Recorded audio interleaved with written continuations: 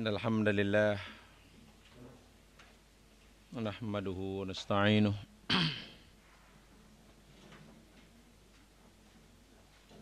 wa natubu ilaihi wa nastaghfiruh.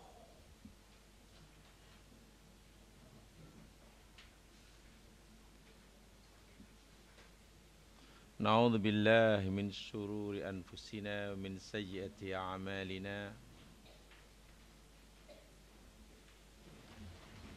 May yahdihillahu fala mudilla lahu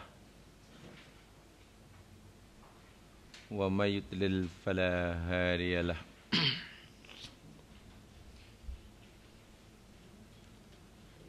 Asyhadu an la ilaha illallah wahdahu la syarika lah wa asyhadu anna Muhammadan abduhu wa rasuluh.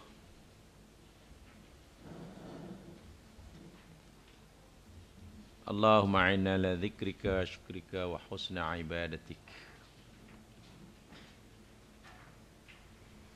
Qala Allah Ta'ala fil Qur'anil Azim wa huwa asdaqul qailin. A'udzu billahi minasy syaithanir rajim. Wa adzin fin nasi bil hajji ya'tuka rijalan wa 'ala kulli dhamirin ya'tina min kulli fajjin 'amiq. Liyashhadu manafi'a lahum wa yadhkuru ismallahi fi ayyamin ma'lumat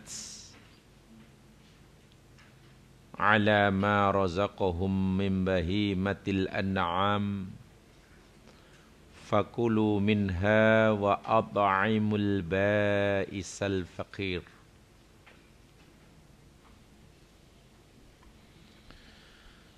Allah Subhanahu wa ta'ala berfirman yang bermaksud, dan seru oleh engkau, wahai Ibrahim, kepada sekalian umat manusia, untuk mengerjakan ibadah haji. Niscaya mereka akan datang memenuhi panggilan engkau, sama ada dengan berjalan kaki ataupun di atas tunggangan unta yang kurus kerana jauhnya perjalanan. Mereka akan datang daripada setiap penjuru yang jauh, supaya mereka dapat menyaksikan akan beberapa manfaat bagi mereka, dan supaya mereka dapat mengingati nama Allah pada hari-hari yang ditetapkan, atas apa yang Allah rezekikan kepada mereka berupa binatang-binatang ternakan. Maka makan oleh kamu sebagai sebagian daripada binatang ternakan yang kamu kurbankan itu, dan berikanlah selebihnya sebagai makanan kepada orang yang susah kerana ditimpa musibah dan bencana, dan juga kepada orang yang fakir. Firman Allah di dalam surah Al-Hajj ayat 27 dan 28.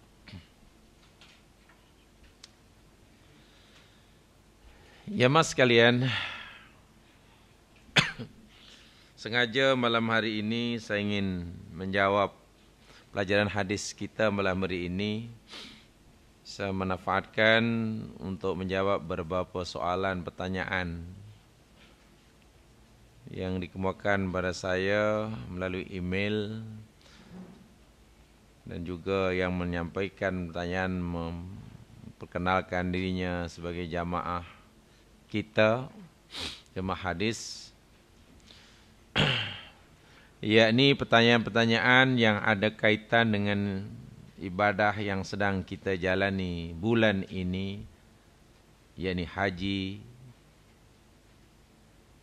kurban, puasa, dan lain sebagainya, dan yang berkaitan dengannya. Yang nampaknya si pengantar email ini ingin mendapatkan kepastian hukum. Paling tidak dapat memberikan keyakinan kepadanya untuk dijadikan pegangan dan seterusnya diamalkannya.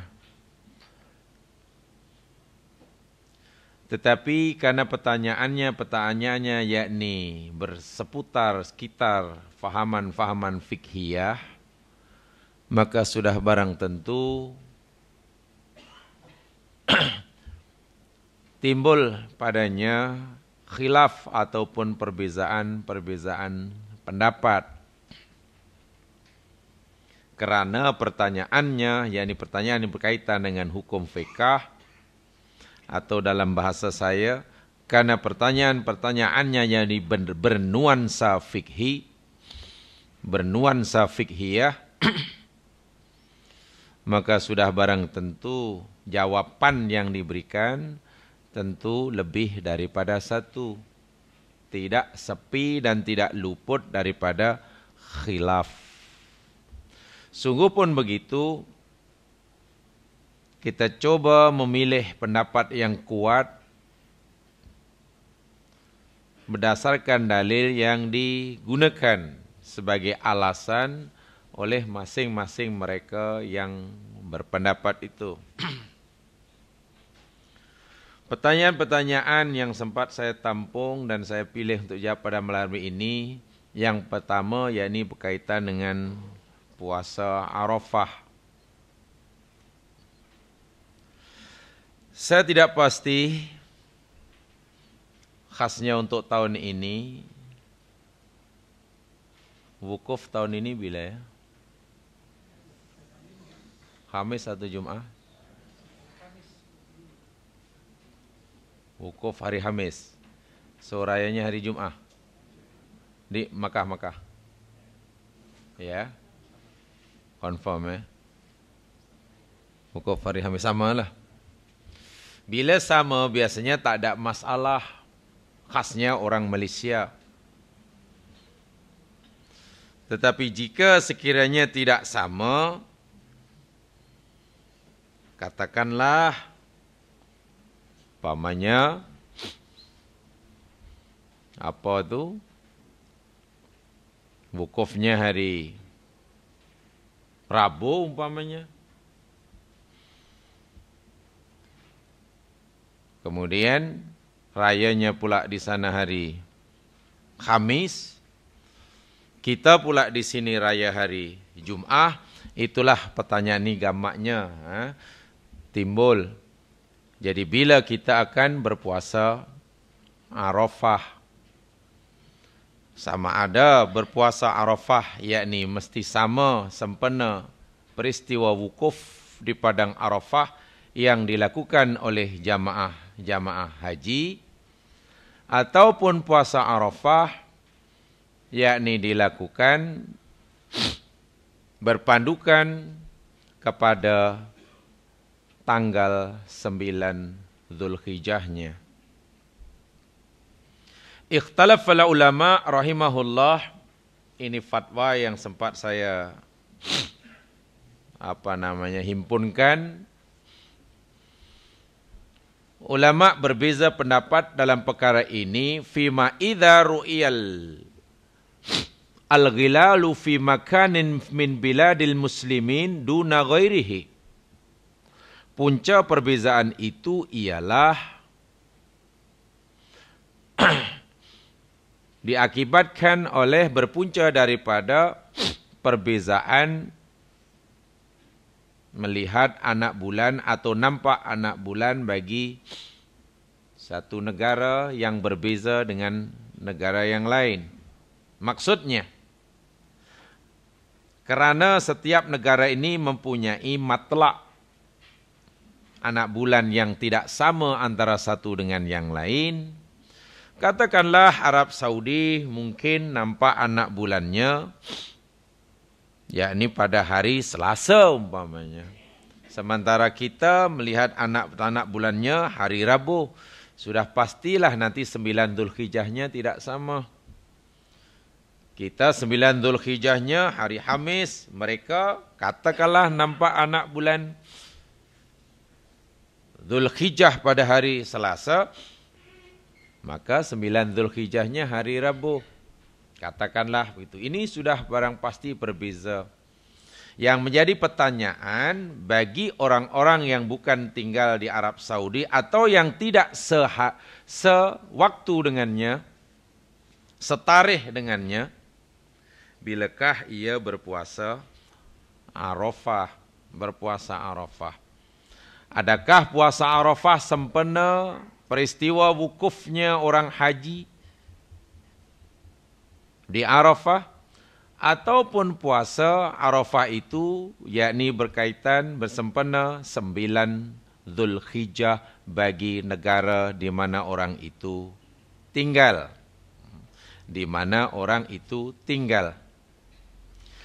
Di sini nampaknya jamaah sekalian, ulama-ulama kini pun berbeza pendapat, yakni paling tidak terbagi menjadi dua. Menjadi dua. Dapat yang pertama dengan alasan masing-masing, anna yauma Arafah wal yaumul ladzi yaqifu fihi al-hajij bi Arafah. Pendapat yang pertama bahwasanya hari Arafah itu ialah hari di mana jamaah haji sedang menjalani rukun haji wukuf di Arafah. Wa annan nas taba'un lahum fi tahdidi hadzal yaum. Dan seluruh umat Islam hendaklah mengikuti mereka dalam menentukan hari Arafah ini. Maksudnya yakni kerana Yaum Arafah itu hari di mana jamaah haji sedang wukuf di Arafah, dan Rasul sallallahu alaihi wasallam bersabda dalam sebuah hadisnya, saumu Arafah, puasa Arafah, ya, maka puasa hendaklah disesuaikan dengan berlakunya peristiwa wukuf di Arafah, tanpa mengambil kira hari itu tanggal berapa di tempat orang tadi berada. Walaupun mungkin baru tanggal 8 di negeri ia berada, tetapi kerana di Makkah telah berlaku wukuf, maka walaupun baru tanggal 8 dia mesti puasa Arafah. Pendapat pertama ini yakni lebih berpegang kepada bahawa dinamakan puasa Arafah kerana puasa itu yakni adalah dilakukan sempena peristiwa berlakunya wukuf di Arafah. Walaupun bagi mereka yang wukuf di Arafah tidak pun disuruh berpuasa, bahkan dilarang oleh Rasul. Pendapat ini maknanya seluruh umat Islam seluruh dunia mesti berpuasa sempena peristiwa adanya wukuf. Pendapat inilah yang dipilih oleh Syekh Abdul Aziz bin Baz, Arab Saudi, dan juga salah seorang beberapa orang ahli jawatan kuasa fatwa Mesir, seperti mana Syekh Faisal al-Maulawi, Syekh Hisamuddin Affanah, Syekh Abdurrahman As-Sahim. Arab Saudi, yakni diwakili oleh Syekh Abdul Aziz bin Baz yang terkenal itu, dan ahli Majlis Fatwa Mesir, seperti mana Syekh Faisal Maulawi, Syekh Hisamuddin Affanah, dan Syekh Abdurrahman As-Sahim. Alasan mereka berpendapat bahwa seluruh umat Islam berpuasa Arafah sempena peristiwa wukuf di Arafah tanpa melihat tanggal berapa masa itu di tempat orang tadi. Contohnya kita lah. Kan baru tanggal 8, bukankah Arafah itu tanggal 9? Ya, tapi di Makkah dah wukuf, kita pun puasalah. Alasan dia, tadi saya nyatakan, annal maksud bi yaumi Arafah walladzi yakifu fi nasmi Arafah wa fi dzalika iddatu ahadits minha. Sama saya telah sebutkan alasannya hari Arafah dinamakan hari Arafah itu yakni karena hari di mana orang-orang haji sedang wukuf di Arafah. Sebagaimana sabda Nabi SAW, ini hadis-hadis yang dijadikan alasan oleh pendapat yang pertama ini. Yani hadis daripada Atta. Hadis ini yani hadis mursal sebetulnya. Dirawikan oleh Imam Baihaqi dalam Sunan Al-Kubra. Dirawikan juga oleh Imam Asy-Syafi'i. Dicantumkan juga Imam Asy-Syafi'i dalam kitabnya yang terkenal itu dan dinilai sahih oleh Imam Nasiruddin Albani di dalam kitab beliau Sahihul Jami'. Sabda Rasulullah sallallahu alaihi wasallam, "Adhakum yauma tadhaun wa Arafah yauma ta'rifun." Hari raya kamu ialah hari raya kamu ketika kamu sembelih kurban. Dan Arafah kamu, yakni hari ketika kamu berada di Arafah. Hari raya kamu, hari raya haji kamu, atau hari raya adha kamu, yakni pada hari kamu sembelih kurban.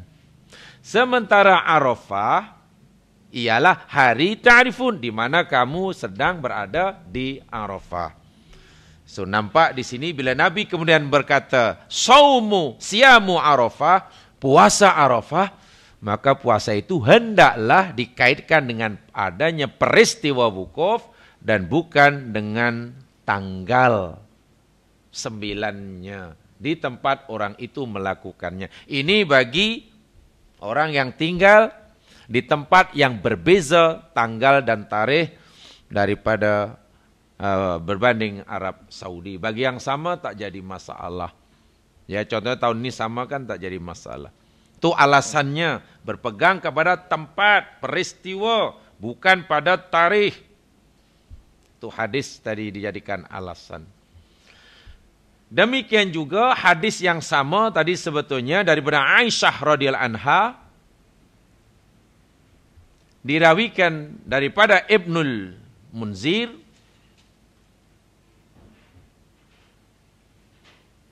dikeluarkan oleh Imam Baihaqi. Rasul sallallahu alaihi wasallam bersabda, Arafah yaumun ya'riful imam. Arafah itu ialah hari di mana imam di sini maknanya ulul amri, pemimpin, yang memberitahu kamu. Jadi pemimpin yang beritahu kamu Arafah, yakni maksudnya di Arab Saudi. Bila Arab Saudi kata, oh esok kamu wukuf, esok itulah hari Arafah. Puasalah seluruh umat Islam di dunia sempena peristiwa itu. Sempena peristiwa itu. As-Syaikh Abdullah Al-Jibrin demikian juga menyatakan dalam kitab tahqiqnya. Kitab tahqiqnya yakni yang memberi sarahan dan ulasan kepada Risalatul Hafiz Ibn Rajab di dalam bab ikhtilaful ahkam li-ikhtilaf fi ru'yati hilali Dzul Hijjah. Di dalam bab yang menceritakan tentang hukum hakam perbezaan pendapat tentang ru'yatul hilal, melihat anak bulan Dzul Hijjah. Dzul Hijjah pun sependapat dengan apa yang dijelaskan dari pendapat sebelumnya tadi. Ini bagi pendapat pertama ya, pendapat betapa yang menyatakan tadi. Dan juga di dalam hadis yang lain daripada Aisyah radhiyallahu anha, hadis yang diriwayatkan oleh Imam Al-Baihaqi di dalam kitabnya Syu'bul Iman Daripada Masruq. Masruq berkata, aku telah datang masuk menemui Aisyah Ummul Mukminin radhiyallahu anha pada Yaumu Arafah. Faqala askuni. Faqalat ya Aisyah. Faqalat Aisyah ya gulam aski hasalan. Thumma qalat ma anta bisaim ya Masruq. Qala la inni akhafu ayyakuna yaumal adha. Faqalat Aisyah laisa dzalika innama Arafah yaumun yu'raful imam wa yaumun nahar yaumun yanharul imam. Aw ma sami'at ya Masruq anna Rasul sallallahu alaihi wasallam kana ya'diluhu bi alfi yaumin. Masruq datang menemui Aisyah lalu berkata, wahai Ummul Mukminin, tolong bagi aku segelas air. Dia kata begitu. Lalu Aisyah kata, Masruq, ma anta bisaim, kau tak puasa ke? Sebab aku temui Aisyah, kata Masruq, pada Yaumu Arafah. Kau tak puasa? Masruq jawab, la, oh tidak. Ummul Mukminin, aku tak puasa. Aku takut, aku khawatir entah-entah hari ini hari raya. Sebab itu aku tak puasa. Aisyah kata, laisat dzalik. Oh, hari ini bukan hari raya. Innama Arafah. Hari ini yakni hari Arafah. Kerana imam istiharkan hari ini hari Arafah. Hari Arafah, hari yang diistiharkan oleh Pak Imam. Imam, bukan Pak Imam sembahyang maksud saya. Imam Ulu Amri. Dan hari raya Adha, yakni yang diistilahkan juga oleh Pak Imam. Oleh Pak Imam. Hadis ini juga dijadikan alasan kata tadi bahwa puasa Arafah itu kaitannya yakni dengan adanya peristiwa. Peristiwa. Dan banyak lagi, ini pendapat yang pertama yang dikaitkan dengan yang berpendapat bahwa puasa Arafah dikaitkan dengan peristiwa, bukan dengan tarikh. Bukan dengan tarikh. Masih banyak, tetapi saya tidak perlu menyebutkannya. Tapi kesimpulannya, seperti yang saya katakan tadi, dikaitkan dengan peristiwa adanya wukuf. Bila di sana sudah berlaku wukuf, maka semua orang disunatkan berpuasa. Sama ada yang di Makkah, di luar Makkah, atau di mana sahaja. Yang tak boleh puasa justru mereka yang sedang wukuf. Yang sedang wukuf tidak boleh puasa. Ini yang dipilih oleh ulama-ulama yang saya sebutkan tadi, termasuk Syekh Abdul Aziz Bas. Pendapat yang kedua, yakni pendapat yang menyatakan anna yauma Arafah wa yaumut tasi' min Dzulhijjah.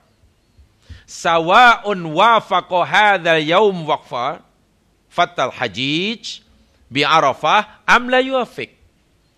Bahwasanya disunatkan puasa Arafah ini yakni sempena hari atau tarikh yang ke-9 Dzulhijjah.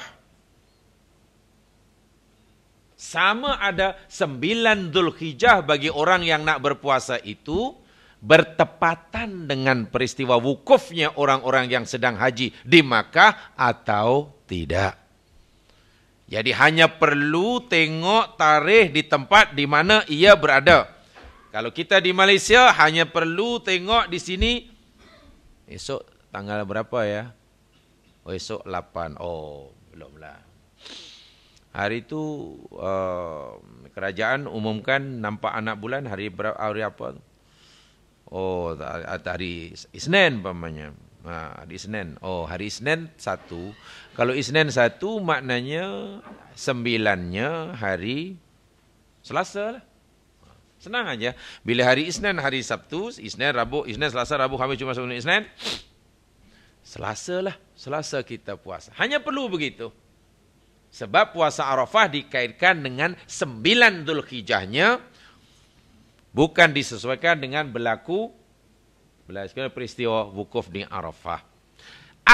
Kerana wa anna likulli ahli qadrin wa ru'yatuhum, karena tiap-tiap negara lebih tepatnya mempunyai matlak anak bulan yang berbeza-beza.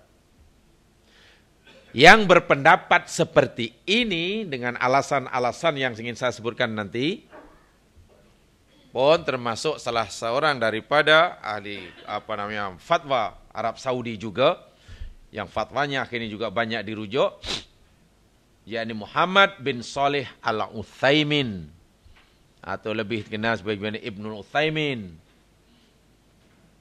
Tengok, sama-sama satu jadi duduk dalam Lujnatul Ifta' Bukhus dengan Syekh Abdul Aziz Bas, berbeza pendapat. Syekh Abdullah bin Jibrin, Dr. Hani bin Abdullah Al-Jabir, Al-Ustadz Dr. Ahmad Haji Al-Kurdi, Al-Ustadz Dr. Khalid. Ini semua yakni di kalangan sarjana-sarjana guna intelektual kini yang duduk dalam satu lembaga yang sama tapi mempunyai pendapat yang berbeza. Ikut Syekh Abdul Aziz Bas, puasalah Arafah kaitan dengan wukufnya haji orang di sini. Ikut Ibnu Utsaimin, fatwa beliau, puasalah berdasarkan anak bulan tarikh di mana Anda berada. Kalau belum 9, jangan puasa walaupun di sana telah berlaku wukuf. Apa alasan yang dikemukakan?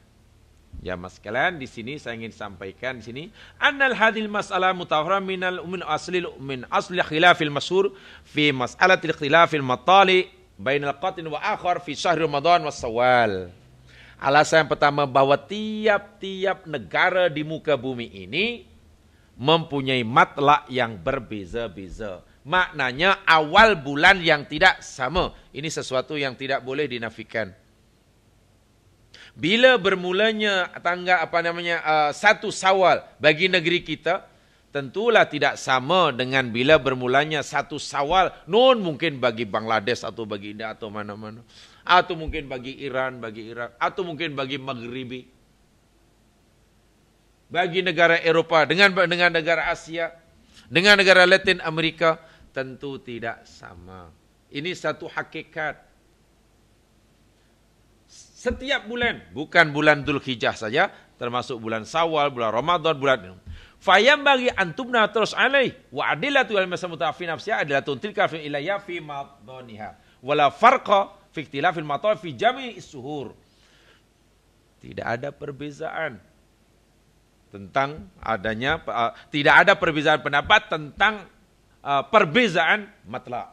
Tidak ada perbezaan tentang adanya perbezaan matlak. Maknanya semua sepakat bahwa matlak itu berbeza. Wa idza jazat al-mukhalafah fi shaum wal iftar.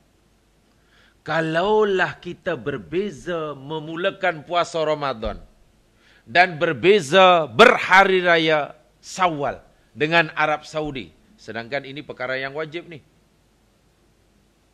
Kalau kita boleh berbeza memulakan Ramadan dan boleh berbeza memulakan hari raya puasa dengan Arab Saudi, falima la tajuzu mukhalafatuha fi Dzulhijjah wa ghairihi minasyuhur. Kenapa kita tidak dibenarkan berbeza dengan Arab Saudi dalam menentukan satu anak bulan Dzulhijjah dan juga bulan-bulan yang lain?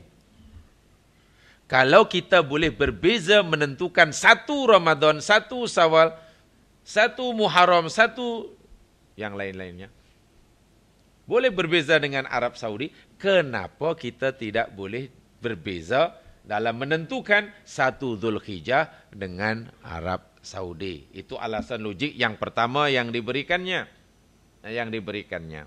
Di samping itu, jamaah sekalian, ada alasan lain. Alasan-alasan yang diberikan, contohnya umpamanya, yakni di dalam hadis atau di dalam uraian yang diberikan oleh seorang ulama hadis yang terkenal. Nama dia yakni Al-Hafiz Ibnu Hajar Al-Asqalani. Kita kenal namanya. Di dalam kitabnya Amba'ul Ghamar bi Abna'il Umur. Bukan dalam Sarah Bukhari, bukan. Dalam kitabnya yang lain. Ala kalami zahirihi anna hadhil mas'alah kanat mustahirah indan nas bi annaha raji'atun ila ikhtilafil matali'. Masalah ini sebenarnya masalah yang sering berlaku, rupanya selama ini sudah dirujuknya ya. Dan bi annaha raji'atun. Dan masalah ini hendaklah dirujuk. Nak mulakan nak puasa sempena peristiwa ke ataupun sempena tanggal. Al-Hafiz Ibnu Hajar Al-Asqalani berpendapat masalah ini hendaklah dirujuk ila ikhtilafil matali'. Hendaklah dirujuk kepada perbezaan tempat atau masa terbit. Yakni anak bulan, bukan berdasarkan peristiwa. Waqad qala fi ahdasin 'am tsamanin wa 20 sama-sama, dan banyak lagi contohnya Rasul sallallahu alaihi wasallam sendiri pernah menyebutkan tentang puasa Arafah ini, yakni bukan siamu Arafah tapi menyebutnya siamu tasi Dzulhijjah. Puasa 9 Dzulhijjah. Puasa 9 Dzulhijjah. Jadi ada disebut siamu Arafah dan juga ada disebut at-tasi min Dzulhijjah. Yang ke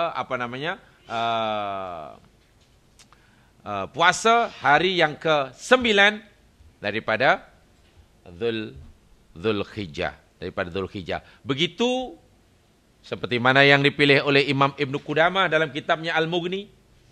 Fa'amma yaumu Arafah. Cukup jelas dalam kitab Al-Mughni yang dikarang oleh Imam Ibnu Qudamah. Anna yaumu Arafah huwa yaumu tasi' min Dzulhijjah. Sesungguhnya hari Arafah itu yakni hari yang ke-9 daripada Dzulhijjah. La khilafa fi. Tak ada perbezaan pendapat. Wa innamal khilaf fi sababi tasmiyati bi yaum Arafah. Khilaf itu timbul yakni oleh sebab penamaan kepada yaum Arafah itu. Ibnu Qudamah berkata dalam kitabnya Al-Mughni, jilid yang keempat, muka surat 442, Fa'amma yaumu Arafah, adapun hari Arafah, fahuwal yaumut tasi' min Dzulhijjah. Maka ia adalah hari yang ke-9 daripada Dzulhijjah. Summiya bidzalika, dinamakan yaumu Arafah li'annal wukuf bi Arafah fi, karena berlakunya wukuf di Arafah pada masa itu. Summiya yaumu Arafah, dinamakan hari Arafah li'anna Ibrahim alaihissalam ara fil manami lailatat tarwiyah annahu yu'maru bidzahibni. Dinamakan hari Arafah karena Ibrahim pada malam itu yakni bermimpi dan diperlihatkan dalam mimpinya. Diulangi lagi sekali sehingga Nabi Ibrahim yakin diperintah oleh Allah untuk menyembelih putranya. Dikaitkan dengan peristiwa yakinnya Ibrahim, melihat dengan yakin itu dalam bahasanya ro'aya Arafah. Dinamakan Arafah.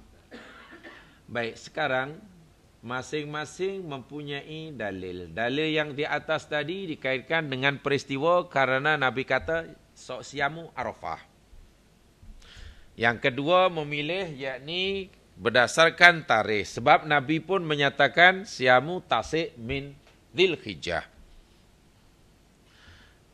Itu masing-masing. Kemudian alasan yang pertama tadi, ya sebab setahun sekali kan haji ini hanya di sana, Arafah tu hanya wukuf hanya di sana, jadi kita mesti ikut sana. Lainlah Ramadan seluruh dunia semua Ramadan. Di mana-mana kita boleh puasa Ramadan. Tapi Arafah wukuf hanya di sana, jadi kita mesti ikut sana. Yang pertama. Yang kedua, tidak begitu. Dia ikut anak bulan. Sebelum 9 Dzulhijjah jangan puasa Arafah. Sebab Allah Subhanahu wa taala sendiri berfirman di dalam Al-Qur'an. Di dalam Al-Qur'an ada dalilnya jemaah sekalian. Yakni di dalam Al-Qur'an contoh umpamanya, coba perhatikan ya. Firman Allah ini alasan yang kedua tadi, ini Al-Qur'an, yakni firman Allah dalam surah Al-Baqarah ayat 189. Surah Al-Baqarah ayat 189. Allah Subhanahu wa taala berfirman, "Yas'alunaka 'anil ahillah. Qul hiya mawaqitu lin-nas wal hajj. Wa laysal birr bi an ta'tul buyuta min zuhuriha. Walakinnal birra man ittaqa. Wa'tul buyuta min abwabiha wattaqullaha la'allakum tuflihun." Mereka bertanyakan pada engkau wahai Muhammad, anil ahillah, tentang anak bulan. Ahillah yakni bentuk bulan yang berubah-ubah setiap harinya. Kenapa bulan ini kelihatan berubah-ubah setiap harinya? Kita lihat dari bumi. Kenapa tidak seperti mana matahari yang sentiasa kelihatan bulat daripada bumi sepanjang masa. Tapi bulan kecil, begitu makin besar, makin besar, makin besar, besar, separuh, makin besar, penuh. Begitu kurang-kurang. Itu yang ditanyakan oleh sahabat masa itu. Kenapa bulan begitu? Kenapa tidak seperti matahari sentiasa kelihatan bulat? Pertanyaan ini sebenarnya pertanyaan yang lebih mempunyai lebih bersifat astronomi. Tetapi Al-Quran memberi jawaban, bukan jawaban tentang astronomi, tapi diberi jawaban berkaitan dengan manfaatnya. Kul, katakanlah, anak bulan bulan itu berubah-ubah bentuknya kelihatan daripada bumi. Kata Allah, hiya mawaqit linnas. Dia adalah cara untuk manusia menentukan waktu-waktu. Wal hajj, dan juga untuk menentukan bila waktu haji. Tuh, tengok. Ini bermakna setiap manusia di muka bumi ketika nak melakukan ibadah, khasnya ibadah puasa, raya, haji, suruh tengok ke atas. Suruh tengok ke atas. Dah ada anak bulan atau belum? Berdasarkan ayat ini. Bukan suruh tengok ke sana, ke jauh Arab Saudi. Itu alasan yang kedua tadi. Jadi dari segi nakli ada alasannya. Adapun dari segi akli ya mas sekalian. Sekarang begini ya. Dari segi aklinya. Masalah ini sebenarnya timbul yakni akhir-akhir ini. Maksud saya akhir-akhir ini yakni semenjak Allah Subhanahu wa taala memberikan kepada kita ilmu pengetahuan tentang telah diketemukannya ilmu telekomunikasi ini. Dahulu sebelum ada telekomunikasi, sebelum ada TV, sebelum ada telepon, sebelum ada ini, katakanlah 300 tahun yang lalu. Agak-agak tok nenek moyang kita yang tinggal di Asia Tenggara, bila ya puasa Arafahnya? Agak-agak puasa Arafahnya berpandukan kepada 9 Dzulhijjah. Di tempat itu, di tempat sini, ataupun tunggu berita Arab Saudi wukuf atau belum. Agak-agak. 300 tahun dahulu. Jangan 3 bulan yang lalu. 300 tahun dahulu. Kalau menunggu berita dari sana, ini ingat masa itu TV belum ada, tali paun belum ada, tali besin belum ada. Yang ada besin dan tali. Tali ada, besin ada, tapi tali besin tak ada. Oh, jadi kita kena antar orang nak pastikan. Oh, antar orang, okey. 300 tahun dulu, antar orang ke Arab Saudi pun. Pergi 2 bulan. Bila sini wukuf? Oh, wukuf sudah dahulu, sudah lepas. Lebih kurang itu hari Jumaat, lebih kurang 20 hari. Oh, utusan kita balik. 2 bulan. Tuan-tuan wukufnya hari Jumaat, yakni sudah 4 bulan yang lepas. Hah? Sebab kita menunggu. Dari segi itu pun kita sudah boleh dapat maklumat yang jangan 3 bulan yang lalu, 300 tahun. Tak payah 500 tahun dahulu. Itu satu. Atau mungkin hari ini bagi negara yang masih sangat berkurang dari segi dunia teknologi telekomunikasinya. Bukan mustahil. Macam mana ya kalau aku mesti di puasa Arafah sempena wukuf ke belum ni Rasul ni. Macam mana aku nak pastikan? Dah ada satu tugasan lagi. Tapi kalau ibadah ini, saya sudah berikan surah Al-Hajj, surah Al-Baqarah tadi, anak bulan oleh Allah dicipta begitu, berubah begini, gini, untuk memudahkan kamu, wahai manusia, menentukan waktu. Tanggal 1, 2, 3, 4, 5. Dan juga untuk menentukan haji. Ini bermakna ibadah-ibadah yang Allah syariatkan kepada kita di muka bumi, ibadah-ibadah mahdah, ibadah-ibadah ritual, contohnya puasa, haji, zakat. Panduannya yakni tengok anak bulan. Tengok anak bulan. Saya yakin untuk nenek moyang kita 300 tahun dahulu tidak pernah mempersoalkan dan tidak ada seorang pun yang tergerak hati untuk tanya dahulu berita. You dah dapat SMS tu. Apa itu SMS? SMS pun tak kenal. Apa itu SMS? Dari sini nampaknya fatwa yang diberikan oleh Saleh Ibn Utsaimin lebih meyakinkan. Saya tak kata yang pertama lemah. Yang kedua, ini masih yang pendapat yang kedua tadi alasannya. Alas kedua. Jamaah sekalian, kalau puasa Arafah ini dikaitkan dengan adanya peristiwa wukuf di Arafah, selagi tidak wukuf, mana kita tak puasalah. Kan belum ada wukuf kan? Bila ada wukuf, puasalah.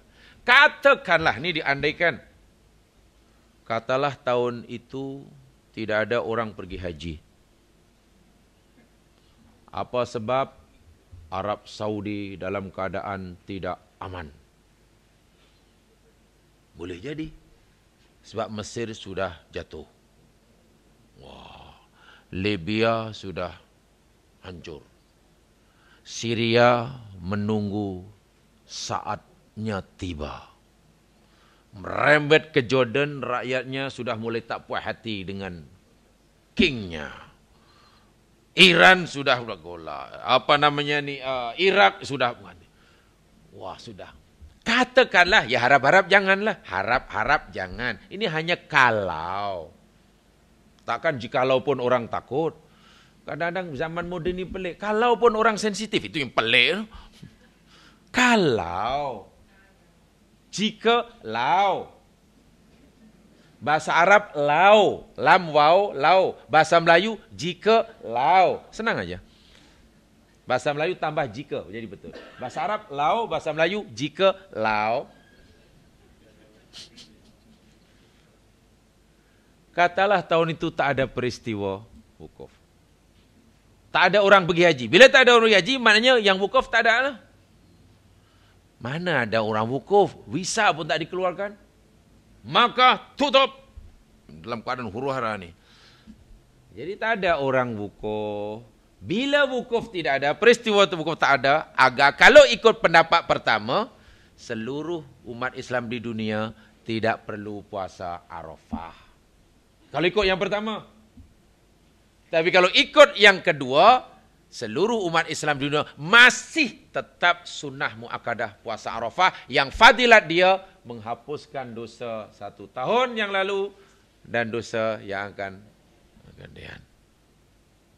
Itu jikalau lah. Ikut yang pertama, tak payah sebab wukuf tak ada.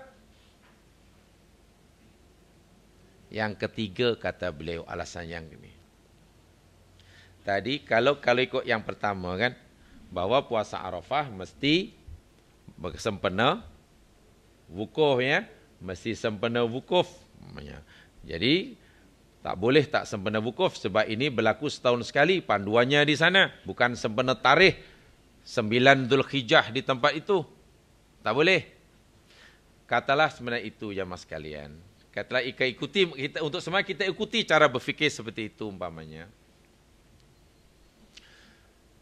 Jamaah sekalian, kita di dalam agama kita, dalam syariat Islam, wukuf itu bermula wukuf, idah wukuf itu yakni bermula daripada tergelincirnya matahari di tempat di Arafah itulah, matahari hingga terbenam matahari. Maknanya kalau orang duduk di situ datang pagi-pagi itu belum wukuf tu. Itu belum wukuf, baru muqaddimah wukufnya. Ibaratlah kita umpamanya sekarang ini jamaah sekalian, kan kita belum wajib sembahyang subuh sekarang ini. Walaupun kita kata sudah pakai baju, sudah pakai ni, sudah berwudu, duduk dalam masjid, belum subuh masih nanti. Itu yang datang di situ malam tengah malam dah sampai itu belum wukuf tu. Belum wukuf. Bila tiba-tiba katalah dah lama sangat tak tahan, kemudian dah pukul 10 keluar dah malam lama sangat lah. Di sini sudah 12 jam tau. Ya apa tak 12 jamnya? Sampai di Arafah pukul 8 malam. Setak wukuf baru besok tengah hari kan. Kan lama kan. Jadi 12 tengah hari, tergi matahari hingga terbenam. Itu setak wukuf. Hari ini jamaah sekalian, Makkah, Saudi dengan Kuala Lumpur berapa ya beza masa? 5 jam ya. 5 jam. Maknanya kalau di Arab Saudi katalah start wukuf jamaah sekalian. Kalau start wukuf. Katakanlah hari ini Arab Saudi start wukuf. Sekarang start wukuf di sini pukul berapa? Kalau berbicara 5 jam. Start wukuf maknanya pukul 12 ya. Di Arab Saudi pukul 12 lah. Kita mana pukul 5 petang kan? Pukul 5 petang. Itu kita yang Arab dengan Arab Saudi beza 5 jam. Sekarang bagi orang yang mungkin duduk di Sulawesi, di Filipina, di Jepun, maknanya yang semakin ke timur lah. Semakin ke timur. Atau di Tawau, di Sulawesi, di Irian Jaya, orang Indonesia sana, di Papua New Guinea, orang di New Zealand. Beza masanya berapa jam ya dengan Arab Saudi? New Zealand. Selandia Baru, bahasa Melayunya. Bahasa Melayunya Selandia Baru, New Zealand. Berapa jam beza New Zealand dengan Arab Saudi? 10 jam. Katakanlah 10 jam. Okey 10 jam. Arab Saudi wukuf hari ini tengah hari kan. Tengah hari maknanya pukul 12 lah. Ketika Arab Saudi dengan 12 tengah hari, New Zealand pukul 10 malam. So 10 malam tu kena start sahur. Nak ingat ni, wukuf ni startnya bukan pagi hari. Start wukuf ya ni. Apa ni? Apa tadi? Zawal.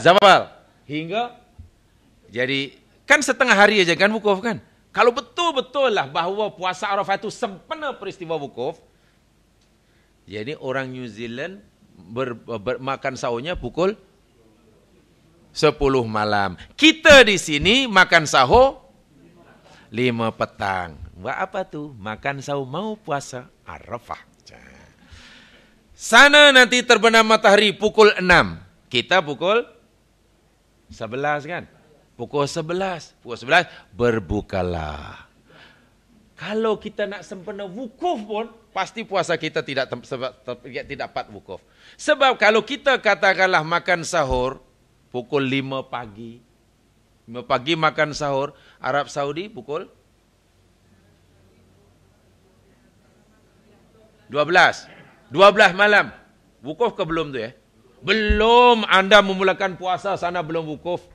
Nanti anda buka, mereka baru wukuf. Syaratnya anda mesti duduk sebelah sana lagi. Lagi ke sana. So tak tepat juga. Masa kita puasa tak menyamai peristiwa wukuf juga.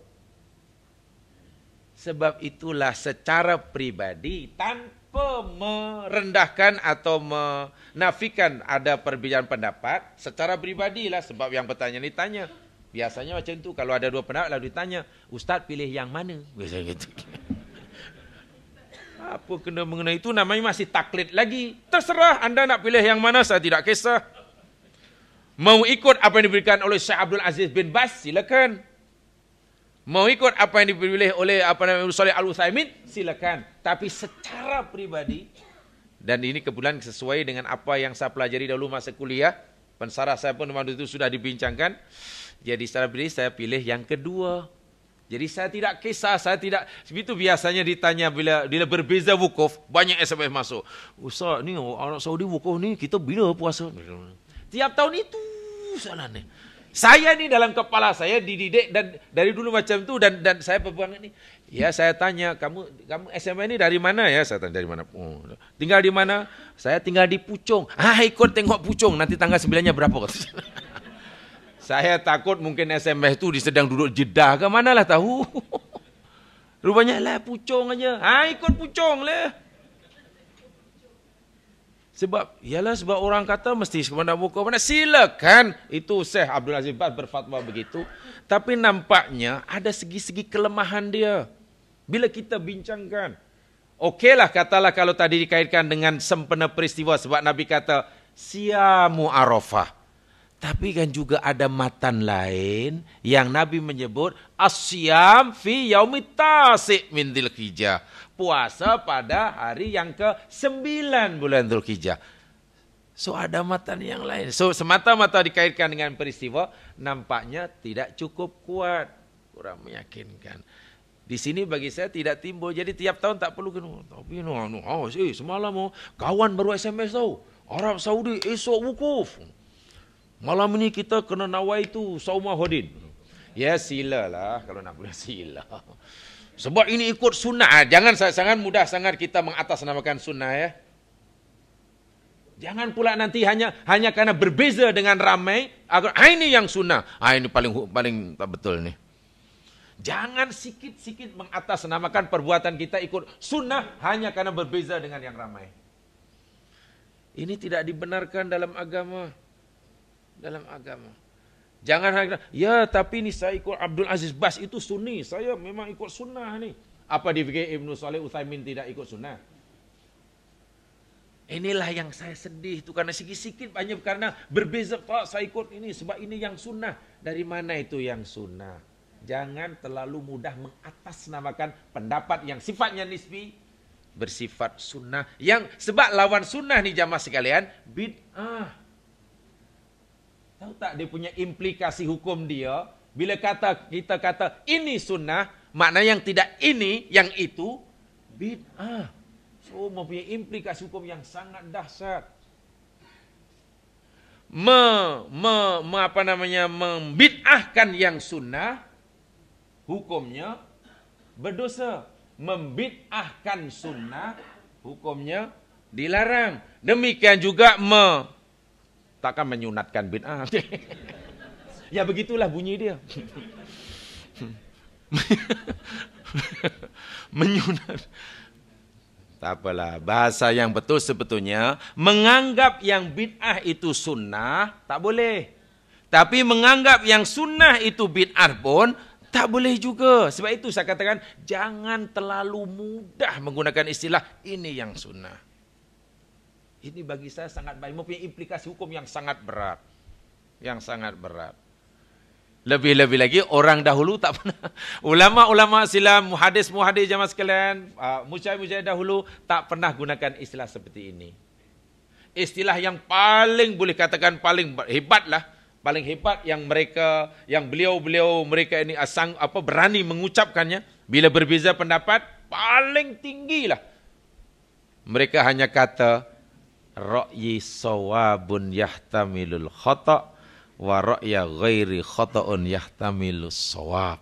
Pendapatku menurut apa yang aku yakini betul tapi mungkin salah. Pendapat hang saya yakin salah tapi mungkin ini kena dijaga. Kita kadang-kadang payah nak ucap sini. Ini sunnah, kita kan ikut sunnah. Amboi, jangan. Ini sangat-sangat bahaya. Tanpa kita sadari, sunnah itu lawannya bid'ah. Ya sekalian. Membid'ahkan sunnah, hukumnya dosa. Demikian juga menyunatkan bid'ah pun hukumnya dosa. Menyunahkan, bukan menyunatkan. Menyunahkan.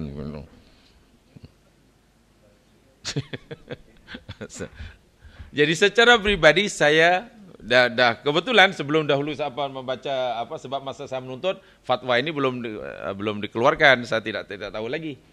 Jadi dari segi nakdi, dari segi akli nampaknya puasa Arafah dikaitkan dengan tarikh ini adalah lebih meyakinkan. Ya, katakanlah lebih baik daripada. Saya tidak kata yang ini baik, yang ini benar, yang ini salah, tidak. Saya tidak diajar untuk berpikir begitu. Dalam perbedaan pendapat, saya tidak dilatih, tidak diajar untuk berkata ini benar, itu salah. Paling tinggi dahulu kami diajar yakni yakinilah yang Anda lakukan benar tapi mungkin salah. Dan Anda yakin yang tak sama dengan Anda, yakinlah salah tapi mungkin benar.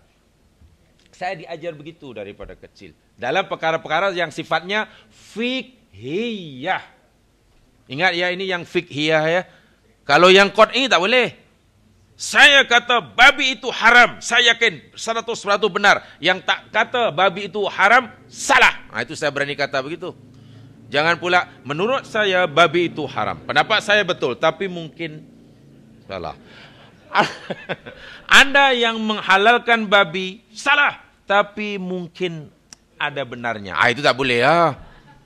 Ini bukan fiqhiyah. Ini qat'i. Tapi masalah fikah itu pemahaman ya mas kalian.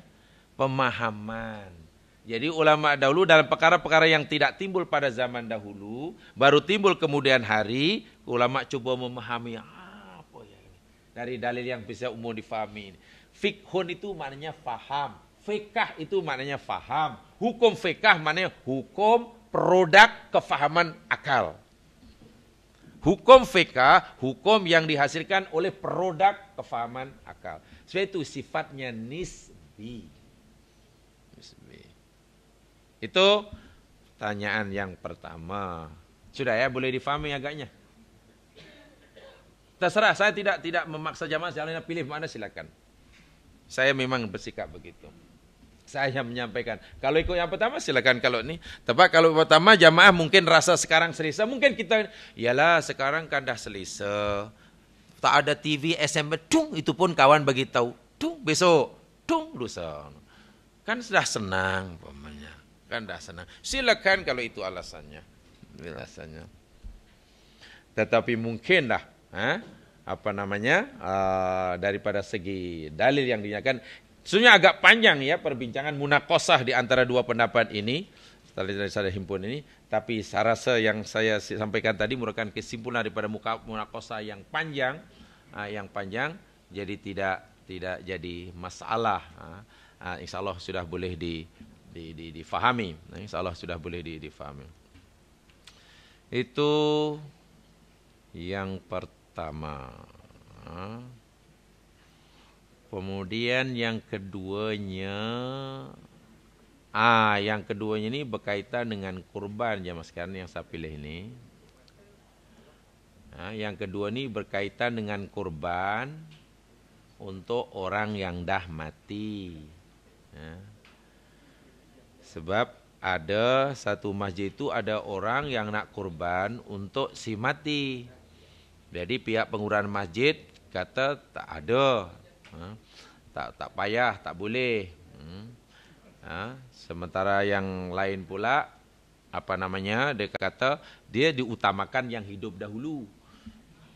Bila yang hidup pula dah habis baru dan masih ada kekosongan, bolehlah untuk si mati. Katakanlah ada 10 ekor lembu. Bila 10 ekor lembu, kalau satu lembu seekor lembu dikongsi 7 orang, kan hanya perlu 70 orang saja. 70 orang. Dan 70 orang itu pula yang nak katalah 75 orang. Yang hidup pun ada yang tak kebahagiaan. Yang mati tak boleh. Tapi bila 70 orang yang diperlukan peruntukan untuk si hidup ni masih ada kosong.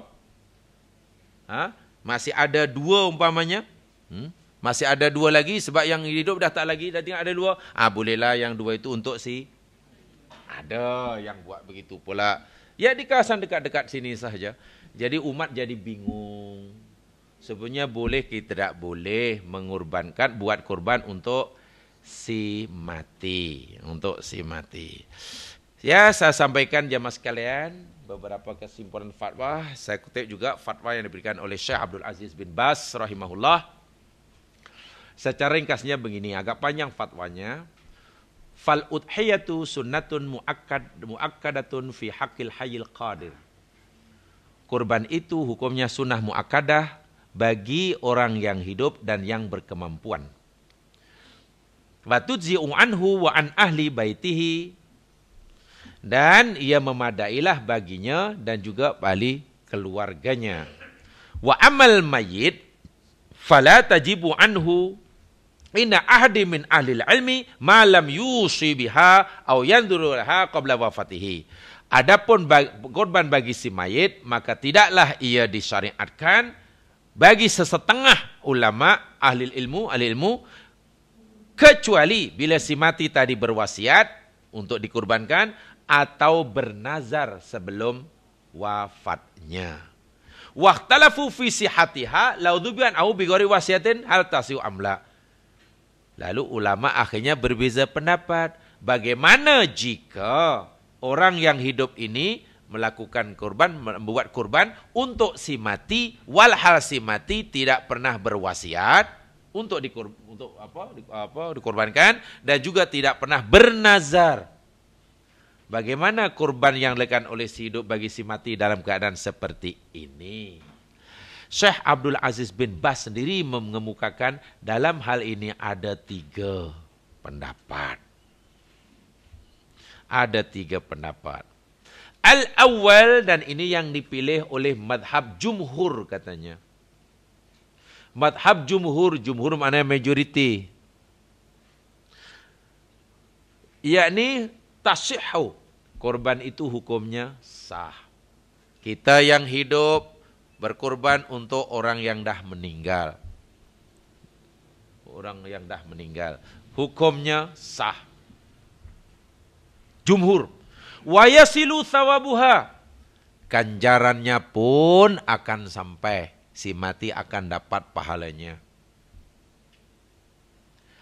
Alasan yang dikemukakan, pendapat ini jumhur ya, bukan yang minoriti, bahkan yang majoriti. Apakah alasan yang dikemukakan? Yakni hadis yang dirawikan oleh Imam Abu Daud,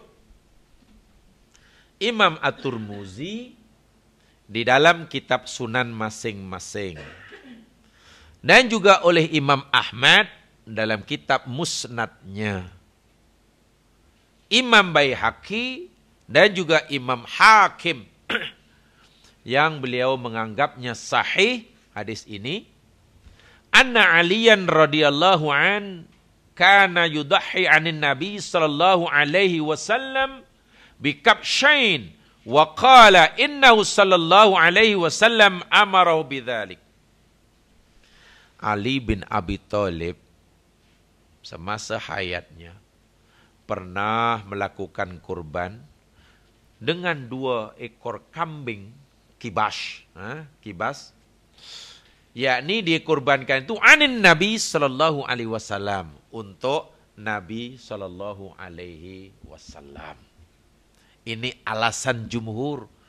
Orang mati, orang si hidup boleh kurban untuk si mati, Dan juga Rasul sallallahu alaihi wasallam sendiri semasa hayatnya Nabi pernah, yakni semasa hayatnya berkorban 2 ekor kibas.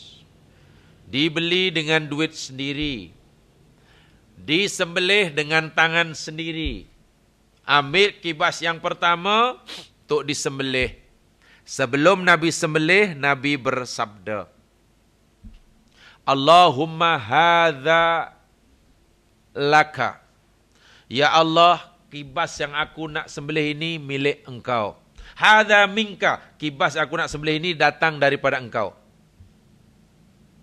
Wa hadza laka, dan kibas yang aku nak sembelih ini sebenarnya milik engkau. Wa hadza ilaika, dan kibas yang aku nak sembelih ini sekarang aku nak serahkan balik kepada engkau. Taqabbal min ali Muhammad, terimalah kurban keluarga Muhammad. Allahu Akbar. Sembelih. Nabi itu yang dilafaz masa nak sembelih itulah. Kambing ini datang dari engkau, milik engkau, dan sekarang aku serahkan balik pada engkau. Ya Allah, terimalah kurban daripada Muhammad dan keluarganya. Sembelih. Ambil lagi, pegang lagi yang seekor. Sebab ada 2 ekor, Nabi beli 2 ekor kambing. 2 ekor kambing. Umatnya lagi banyak lembu, lagi besar. Kambing yang kedua pula, Nabi baca macam tadi. Ya Allah, ini adalah daripada engkau. Ini milik engkau. Sekarang ini aku akan serahkan kepada engkau. Taqabbal min ummati Muhammadin mimman wahhadallah. Terimalah kurban umat Muhammad yang mengesakan engkau. Umat Nabi Muhammad ni kan ramai, Mas Kelana. Termasuk yang belum lahir macam tu. Kalau hadis ini dilihat dari sudut fiqah, mungkin ahli fiqah memang pening kepala. Tak pening kepala macam mana Nabi korban seekor kambing atas nama umatnya yang sedangkan fiqah mengajar kita seekor kambing untuk seorang, kalau lembu 7 orang. So nampaknya Nabi tidak sedang mengajar fiqah ketika Nabi mengatasnamakan seekor kambing untuk umatnya. Ini tidak boleh dari sudut fiqah macam mana? Coba ada fiqah. Ya tak salah, macam mana seekor kambing. Umat Nabi ni ramai yang tak mampu. Termasuk ketika Nabi berkorban tadi, termasuk umat yang belum lahir pun. Apatah lagi bagaimana kita bila kita terima hadis gharib. Hadis itu nilai dia gharib. Yang lain menilainya sahih, menilainya dhaif. Hadis gharib berbunyi, azimu dhahayakum fa innaha yaumal qiyamati matayakum. Besarkan oleh kamu binatang kurban yang kamu nak sembelih. Maknanya bila nak berkorban itu pilihlah binatang yang besar, yang gemuk begitulah. Jangan yang kurus-kurus. Cari yang besar-besar, yang gemuk, yang harga dia mahal. Kalau ada lembu yang harganya 3.000, ada lembu pula harganya 6.000 dan mampu, pilihlah yang 6.000. Kalau ada lembu harga dia berapa? 2.900. Yang ni harga dia berapa? 4.000. Yang ni berapa? 6.000. Yang ni berapa? Seekor ni nampak besar? 8.000. Kalau mampu, belilah yang 8.000. Jangan yang 2.500 pun sah juga. Jangan terlalu fikhi dalam beramal. Saya katakan kalau kita memilih 2.500 dengan alasan 2.500 pun sah, sebenarnya kita beramal terlalu fikhiyah. Tapi sebagai hamba Allah dalam ta'abud, jiwa pengabdian hamba tidak terlalu berfikir fahaman fikahnya. Kan semakin besar semakin baik. Di sinilah nilai akhlak yang perlu. Jadi Nabi kata, besarkanlah binatang kurban kamu. Pilih yang besar yang cerita ni. Sesungguhnya dia pada hari kiamat nanti akan menjadi kendaraan kamu. Hadis tadi hadis gharib ya. Hadis gharib yang lain milihnya lemah. Katakanlah kalau hadis tadi kemudian kita terima. Macam mana Nabi kurban seekor kibas diatasnamakan umatnya yang ramai. Lalu itu binatang kurban pula untuk tunggangan orang yang berkurban. Macam mana nak nunggang seekor kambing? Pening aku nak fikir seekor kambing untuk ramai-ramai. Lagi pening lagi masuk situ. Jangankan kambing, seekor lembu. Lembu, kalau satu bahagian 300, maknanya seekor lembu baru 2.100. 2.100 lembu. Harga lembu kecil, kurus. Tapi sah. Dan ini bukan cerita fiqah. Cerita fiqah sah, boleh. Lembu tu sah untuk dikorbankan, tapi kuruslah. Lepas itu kongsi 7 orang kan, sah juga. Lepas itu jadi kendaraan 7 orang dan kemudian yang berkongsi tadi bukan kurus-kurus. Terbayang dalam fikiran kita cemana nanti naik tu ya. Kasihannya lembu ya. Ya yang pasti tak dijadikan kendaraan betul-betul ditunggang. Kalau tunggangi nanti jadi pelawak lah. Jadi tengok, Ali pernah berkorban atas nama Nabi, Rasulullah berkorban untuk umatnya. Ini dalil jumhur. Jadi tak salah orang yang hidup berkorban untuk si mati. Ada yang membatasi, boleh, tapi syaratnya yang melakukannya mesti orang yang ada hubungan nasab dengan si mati. Boleh tapi ada hubungan nasab. Kalau itu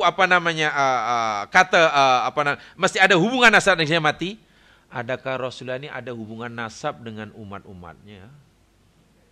Tak juga kan, sebab Nabi atas namakan umatnya. Ini yang dipilih jumhur. Jadi nampaknya tak ada halangan sama sekali. Pendapat yang pertama.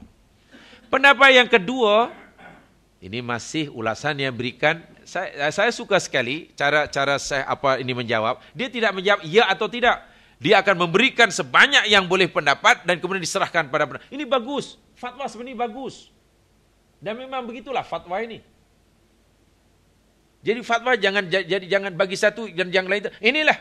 Itu tidak faham, nanti akan membuat orang taklid pada orang itu. Dan ini bahaya. Seorang ditanya oleh seseorang yang soalnya pertanyaan itu mempunyai jawaban yang pelbagai. Tapi selalu saja hanya disampaikan satu. Sementara yang bertanya pula memang bergantung harap kepada yang ditanya. Coba kalau dilakukan selama sehari, 2 hari, seminggu, 2 minggu, sebulan. Kan jadi pengikut yang paling taat setia, yang paling taklid. Dan bila nanti ada bertanya pada orang yang berbeza dengan gurunya yang ditanya, no way. Ini bukan pembelajaran yang sehat jamaah sekalian. Percayalah. Bukan cara pembelajaran yang sehat.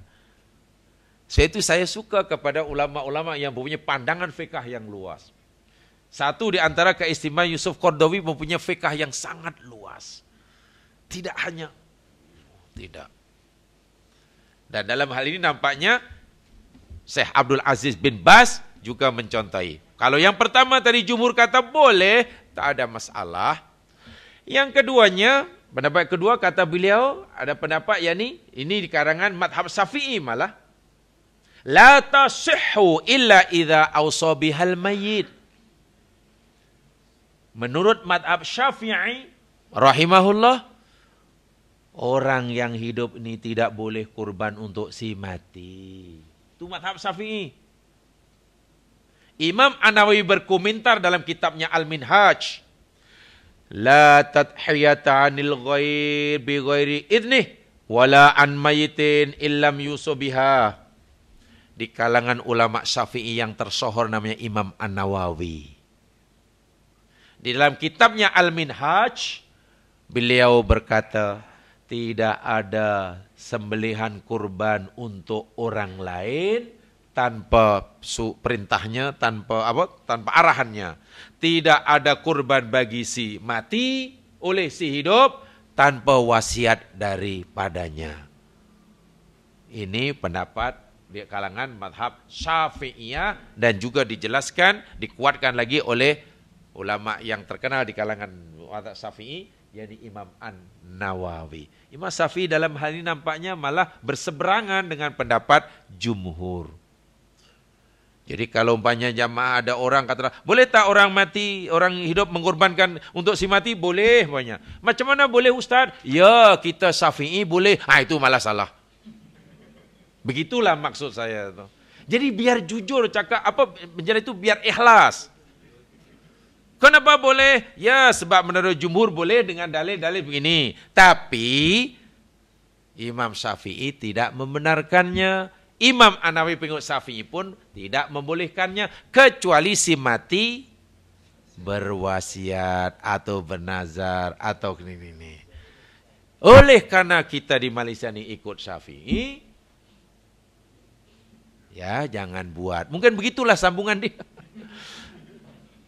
Tapi itu lebih ikhlas, lebih jujur dan lebih tidak mengelirukan. Daripada dia kata, boleh tak Ustaz kita berkorban hidup ini untuk orang yang mati? Boleh. Kenapa boleh? Ya sebab kita madhab Syafi'i. Itu lagi melirukan jawaban seperti itu. Itulah yang saya maksudkan. Belum ada keikhlasan. Ya tak tahu sama ada sengaja atau tidak. Wallah alam. Tapi mudah-mudahan tidak ada yang begitu. Yang ketiga, ini yang dipilih oleh Malik. Imam Malik. Memilihnya tukrohu. Tukrohu itu mana dimakruhkan. Bukan bukan disunatkan, bukan dilarang, malah makruh. Maknanya, ya tak payahlah sebab tidak sukai. Imam Malik, oh saya tidak suka. Ini akrahu dzalik. Saya tak suka orang hidup untuk apa? Orang mati dikurbankan oleh si hidup ini. Orang mati dikurbankan oleh si hidup. Mana boleh?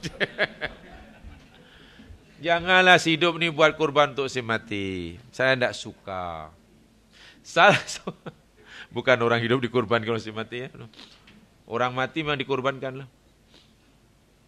Salah seorang daripada ulama imam madhab Maliki, yakni Al-Imam Khalil rahimahullah, dalam kitab mukhtasarnya fi dzikril marhurat fil udhiyah wa kariya jazab sofia wa fila al-mayyit, yakni dimakruhkan dan melakukannya. Tidak digalakkanlah maksudnya. Tetapi Imam Malik pernah berkata dalam kitab Al-Mawaziyah, la yu'jibuni ayudaha an abawaihil maitatani. Sebenarnya tidaklah mengejutkan aku jika seseorang itu membuat kurban untuk kedua ibu bapanya yang dah meninggal. Beliau sendiri tidak menyukai, tapi setelah diberitahu oleh orang lain, ada orang lain orang yang hidup buat kurban untuk kedua ibu yang mati, Imam Malik kata la yu'jibuni. Soalnya aku tak terlalu terkejut. Maknanya aku tidak heran sangatlah. Sebab itu dikatakan hanya memakruhkannya. Hanya memakruhkannya. Inna ma kariha al-dhaki anil maili anau lam yari an Nabi sallallahu alaihi wasallam. Alasan Imam Malik tidak menyukai walaupun tidak melarang, karena menurut sepengetahuan Imam Malik, perkara itu tidak warid daripada Rasulullah dan tidak ada contoh daripada ulama salaf setakat yang beliau ketahui. Setakat yang beliau ketahui. Jadi di sini nampak ada 3 pendapat tadi. Jamaah boleh memilih satu di antara 3. Jumhur mengharuskannya, dalilnya tadi. Syafi'iyah malah tidak membenarkannya sama sekali. Sedang Imam Malik hanya memakruhkannya. Jumhur alasannya agak banyak. Kalau dilakukan oleh keluarga, apalagi oleh anak, memang itu dibenarkan lah. Sebab apa yang dilakukan oleh anak, bila Allah terima sebagai amal soleh, dia dapat pahala, orang tua pun dapat pahala. Itu otomatik lah.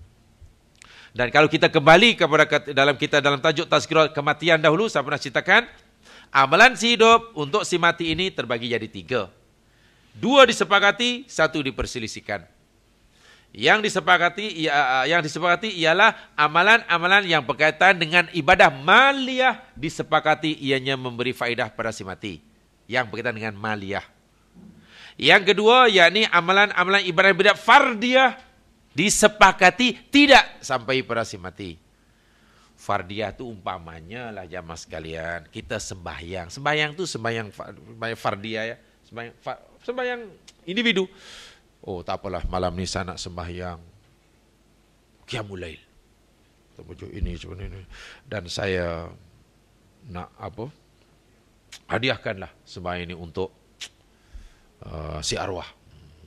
Yang fardiyah ini tidak boleh ini disepakati tidak sampai. Bahkan pada si hidup pun tak boleh. Contoh umpamanya, awak nak gimana tu? Nak wudu. Dah wudu, batal lah nak sembahyang. Tolong wudukan sekali ya. Saya pun batal juga. Itu tak boleh lah. Tak boleh. Lepas wudu tu, kalau boleh bagus. Tolong wudukan saya. 2 kali, yang kedua atas nama saya. Nak ke mana tu? Ya, saya nak sembahyang. Tolong sembahyangkan sekali ya. Itu tak boleh. Tetapi yang melibatkan harta boleh. Contoh, saya nak bayar zakat. Nak ke mana? Sama zakat lah ni kawan-kawan. Berapa zakat yang wajib tahun ni? Tak banyak lah. Ni hanya RM2,000 ni. Tak apa. Tak apa. Saya kemudian ada duit lebih hari ini. Jadi saya bayarkan zakat untuk atas nama awak nanya. Boleh. Jadi duit saya tak jadi keluarkan lah. Sebab orang dah bayar.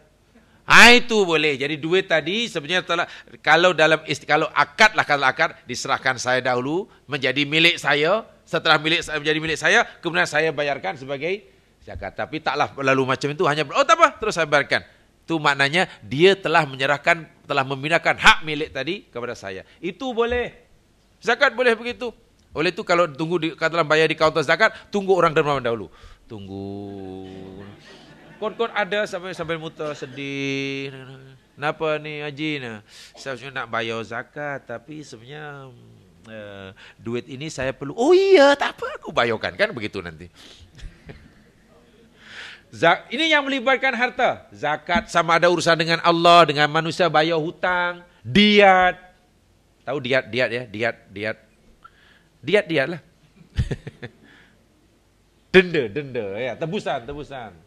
Kafarah katalah, macam orang yang umpamanya melakukan kesalahan-kesalahan itu dalam agama, satu di antara penebus dosanya yakni membayar kafarah kan. Satu di kafarahnya katalah memberi makanan kepada 60 fakir miskin umpamanya. Memberi makanan kepada 10 fakir miskin. Kemudian tiba-tiba nak macam, tak apa. Saya akan bayarkan untuk awak. Nih, awak tak payah susah-susah. Ini boleh. Jadi orang tu lepas, pahalanya sampai dan memberi manfaat. Lihat sajalah kes seperti mana suami kepada Khawlah binti Tha'labah dalam surah Al-Mujadalah. Kes zihar. Khawlah diziar oleh suaminya, dikira oleh suaminya, maka suaminya itu wajib bayar kifarah lah. Suaminya dah tua, dia miskin, tua. Tua, miskin, tapi banyak kerinah, cerewet. Jadi istrinya diziharnya. Istrinya sudah tidak lagi dianggap sebagai istri, tapi dilihat macam ibunya. Sudah haram lah. Dan begini dipanggil zihar pada zaman jahiliyah, istri tadi dah statusnya tercerai dalam keadaan yang Masya Allah wa'alaikumsalam. Mana sangat hina lah. Tak ada nafkah, tak ada ini. Dan tak boleh kahwin dengan orang lain. Suaminya dah tak wajib memberi nafkah, dia pula tak boleh kahwin dengan orang lain. Kan menganiaya istri aja nih. Ini pada zaman jahiliyah. Masa Islam pula ada orang Islam yang berziar istrinya. Lalu turun ayat, yakni kafarahnya memerdekakan hamba. Suami Khawlah ini bagi tahu pada ya Rasul, mana kami mampu memberi hamba. Hamba kami ini tak pernah punya hamba. Hidup kami pun macam hamba. Sebab memang orang susah. Oh, kalau begitu suruh suami kamu, Allah suruh suami kamu puasa 2 bulan berturut-turut. Ya Rasul, suami aku ni tengoklah. Dia dah tua, dah uzur. Jadi mana mampu 2 bulan berturut-turut. Kalau begitu suruh dia bagi makan 60 fakir miskin. Ya Rasul, kami orang miskin. Macam mana nak ini? Rasul, tak apa. Aku akan bantu. Aku akan carikan. Nabi pun carikanlah tamar, lebih kurang 1 goni, cukup untuk dia. Kalau begitu aku ya Rasul yang sebagiannya aku yang carikan. Jadi suaminya hanya tengok. Sebab uang lain dah bayarkan. Demikian juga ketika seorang lelaki jumpa Nabi SAW. Ya Rasulullah, habis aku. Halaktu. Habis aku. Binasa. Nabi tanya, mahlakta, apa yang menyebabkan kau hancur ni? Iyalah, aku telah berkumpul dengan istriku di siang Ramadan. Dia mengaku pula tu. Dia mengaku, aku dah mencampuri istriku siang Ramadan. Nabi kata, kalau begitu, kamu hendaklah merdekakan hamba. Kami tak ada hamba ya Rasul. Kalau begitu kamu puasa 2 bulan berturut-turut. Ya Rasul, kami tak larat puasa pun. Ini 1 bulan pun macam itu. Untuk puasa 1 bulan pun tergoda ini 2 bulan berturut-turut. 2 bulan berturut-turut ni zaman sekarang kalau katalah dapat 59 hari, kita tinggal 1 hari tak puasa, tak balik. Jadi macam mana ni? Memang tak larat lah orang tu. Dah tu jadi akhirnya kalau begitu engkau kena bayar, bagi makanan 60 fakir miskin. Dia pun, mana ya Rasul, kami orang miskin. Lalu Nabi bantu. Nah, kumpul, cukup tamar ini, gandum ini kamu bagi pada 60 fakir miskin. Orang tu masih duduk, saya tak begini. Nabi tanya, kau pergi bagi, ya Rasul, adakah ini diberikan pada fakir miskin? Iya, bagi pada miskin. Ya Rasul, di kampung kami ini tak ada orang yang lebih miskin daripada aku. Maknanya kalau nak disuruh bagi orang miskin, siapa orang miskin? Yang dimiskin ni aku. Nabi gelak hingga nampak putihnya gigam. Kalau itu kamu balik, kamu bagi makan pada keluarga kamu. Mudah sungguh ya hukum Islam. Ada sahabat Nabi yang dahlah dia buat perangai pelik-pelik. Bila tengah tiba kafarah pula, alasan aja. Tapi betul orang ni ikhlas lah. Sebab kalau dia cakap bohong, tipu, Allah akan beritahu Nabi. Muhammad dia tipu, dia boleh puasa tapi cakap dia tak boleh. Dia kata tak boleh, memang tak boleh. Jujur lah. Suruh bayar, tak mampu bayar. Nabi bantu. Sekarang dah cukup, bayar. Masih duduk. Sebab dia bingung. Aku nak bagi siapa? Sebab Nabi kata suruh bagi pada orang miskin. Masalahnya akulah yang paling miskin. Dia kata, maaf koromina, ya Rasul, tak ada orang lebih fakir daripada aku. Macam mana aku nak bagi? Subhanallah, Nabi kekasih Allah, rahmatalil alamin, mempunyai sifat Rauf Rahim pada orang beriman. Gelak sehingga gigi gaham putihnya nampak. Kata itu, kau baliklah kau bagi untuk nafkah keluarga lah. Subhanallah. Itu boleh ya ibadah mal. Itu disepakati. Mal boleh, ibadah boleh. Yang dipersilakan yang ketiga ini. Bacaan Quran. Boleh ke tak sampai. Inilah yang di ini. Wirid ini. Ini yang dipisah. Ini saya ingat telah saya sampaikan dalam tazkirah kematian dahulu. Saya tak perlu sampaikan ini. Tak perlu saya ulangi sebab ini bukan kita tazkirah kematian. Ini jawab soalan kurban. Apa pula ke sana? Yang kurban nampaknya berkaitan dengan ini. Jadi jamaah sekalian, saya karena saya pribadi memilih yang pertama. Saya memilih yang pertama. Saya tak kata kalau jamaah pilih yang Imam Syafi'i, silakan. Sebab Imam Syafi'i tidak membolehkan. Kalau Imam Malik memakruhkan. Saya memilih yakni madhab jumhur karena dasar hadisnya sangat jelas dan terang. Nabi berkurban atas namakan umat-umatnya yang belum pun lahir. Ali pernah berkorban untuk Nabi yang pun dah wafat. Katalah kalau umpamanya disyaratkan, pendapat mengatakan, ya boleh tapi syaratnya yang korban tadi mesti ada hubungan famili umpamanya. Contoh Ali dengan Nabi kan ada hubungan famili, walaupun sepupu. Kalau itu syarat dia, lalu bagaimana hubungan Nabi dengan umatnya yang dikorbankan olehnya? Yang Nabi korban untuk mereka, sedangkan tidak ada hubungan darah dan famili. Itu nampaknya dari segi jumhur ini. Bagaimana berkorban di tempat lain. Contoh orang korban, orang Tamantun korban di Aceh. Orang Aceh korban di Tamantun. Macam itulah maksudnya nih. Sebab orang Aceh lebih susah. Orang Tamantun sudah makan daging. Bahkan ada yang tak boleh makan daging. Sebab pula, sebab kedua